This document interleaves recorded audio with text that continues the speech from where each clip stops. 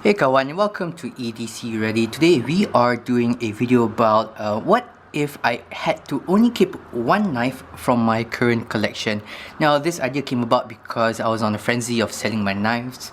I sold my Gonzo, I sold my Buchanan, and a few other knives out there as well.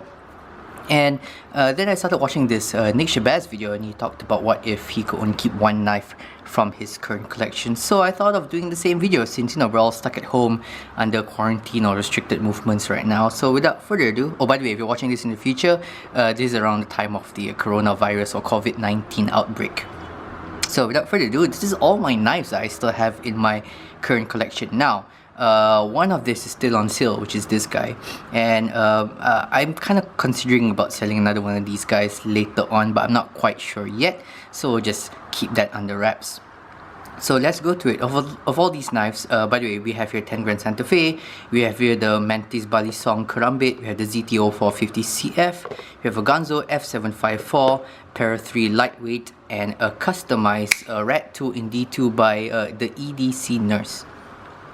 So the first knife I would get rid of is possibly the let's start with, okay, so this guy right here. This is the most impractical knife. The only reason why I keep this guy around is because of sentimental reasons. This is actually the first knife I've ever bought back in the days when I didn't know anything about knives, didn't know anything about the practicality of knives. I just bought a knife that looked cool, and then this was it, Butterfly Karambit. It is the most impractical knife. It's terrible as an everyday carry because of legal reasons, because of utility reasons, and it's also a terrible self-defense knife because to get this out of the pocket, get this out properly, it's just going to take too much time. So I would definitely get rid of this knife right here. Now, although I'm still holding on to it for sentimental reasons. Now, the first practical knife I'll actually sell is this guy right here. This guy is still on sale. If you guys check out my Instagram post, this guy is still on sale. We have a 440C blade. This is a Gonzo F754. A really good practical knife. To be honest, if I was completely a sensible person, okay, this would be my only like harder use everyday carry folder. It has full steel liners, it has washers, however it only has copper on one side, oh sorry, brass, what was it, bronze washers on one side and Teflon washers on the other side. The only reason why I'm letting this guy go is because it has kind of outgrown me a little bit. My taste in knife has gotten smaller over time.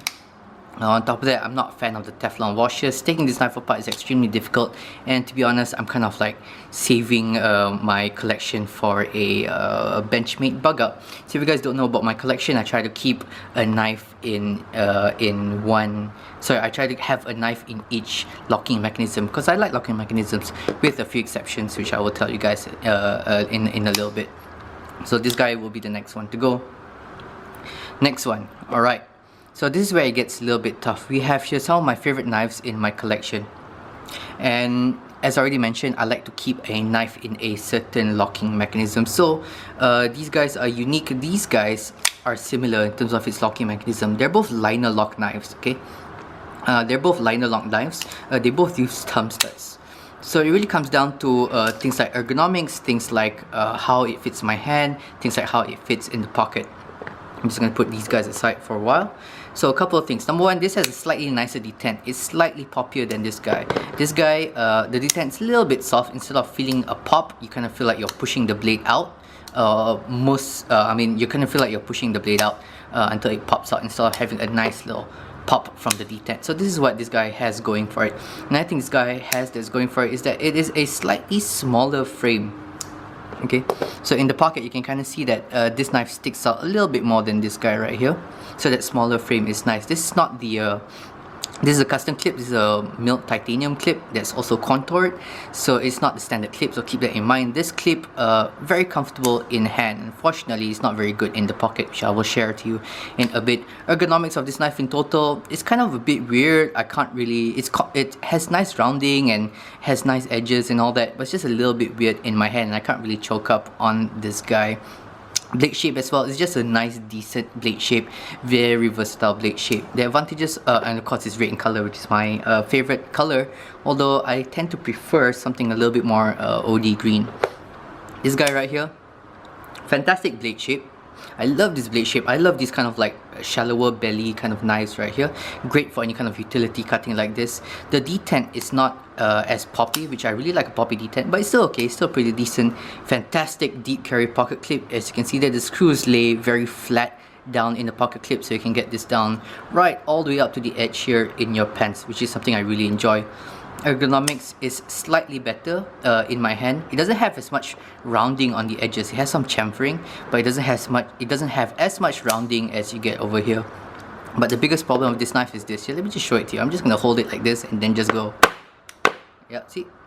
The lock fails. The spine rack test. This guy right here should not fail. It's fine.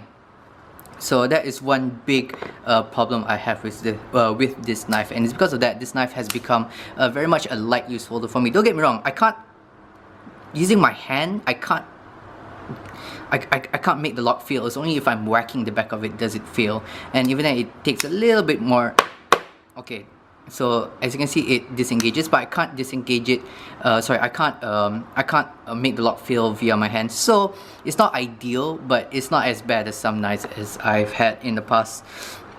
So this one's very difficult. Oh, and I really like the blade still. This is a Japanese Akudo, okay, which is quite similar to 440C. I like it because it's more stainless than D2, although this D2 is coated, so that makes up for the lack of stainlessness. Overall, I'm going to go with how comfortable it is in my hand and how comfortable it is in my pocket. This was something I would rather not sell, but if I did have to sell it, I would sell this guy over this guy. And that leaves these three here. So these three, now if I were a practical guy in my EDC collection, of course if you're a really practical guy, you could just keep one knife and you'll be happy with it, but in my EDC collection, if I was practical, this would be the three that I would keep. I have a nice budget option right here, nice and slicey. I have something that's a little bit harder to use in the sense that the lock won't fail. It's a slightly stronger lock. It's a slightly stronger lock, has a thicker blade stock, and then I have a higher end fancy knife right here, which is in the ZT-0450CF. Ultimately, if I had a gun to my head and I had to sell something, I would sell this guy, mainly for the fact that the lock fails once you spine rack it. So it's unfortunate, but I really like this knife, but I would eventually sell this knife right here, which comes down to these two knives right here. These two American made knives, ZT-0450CF, carbon fiber titanium frame lock, and then you have the Para 3 lightweight. Couple of advantages of the Para 3 lightweight is that it's more fidgety because of this compression lock. Very nice and fidgety. I can fidget with this all day. Has nice drop shut action, pretty good action. It's very comfortable in hand. This knife is super comfortable in hand. The only thing I would do is I would actually like sandpaper these edges a little bit because they are a little sharp. Deep carry pocket clip, which is very nice, and nice texturing. The only thing is that it can be a little bit big in my pocket, but it's really not bad. I've had like worse knives in my pocket, especially this guy. This guy can be pretty big in the pocket because it's long, although this is it has that little hump. That hump kind of hides in the corner of the pocket very effectively. This guy right here, fancy pocket knife. It has all the high-end steels and materials that you want as a collector. Fortunately, a couple of problems with it. Number one, disassembly is a little bit tougher because of these free spinning pivots. You have the screws that go into the titanium, so you gotta be careful when you screw them in. It doesn't have a deep carry pocket clip, and just the blade is not as slicey as the Para 3 lightweight. Even though the Para 3 lightweight is it starts off with a thicker blade stock, it has a much higher grind. So this is like a medium height flat grind, whilst this is a full flat grind. So completely from a collector's point of view, from a fidgeter's point of view, from a utilitarian point of view, I will eventually get rid of this guy, which is not such a bad idea because I can release this for pretty good price in the secondary market here in Malaysia.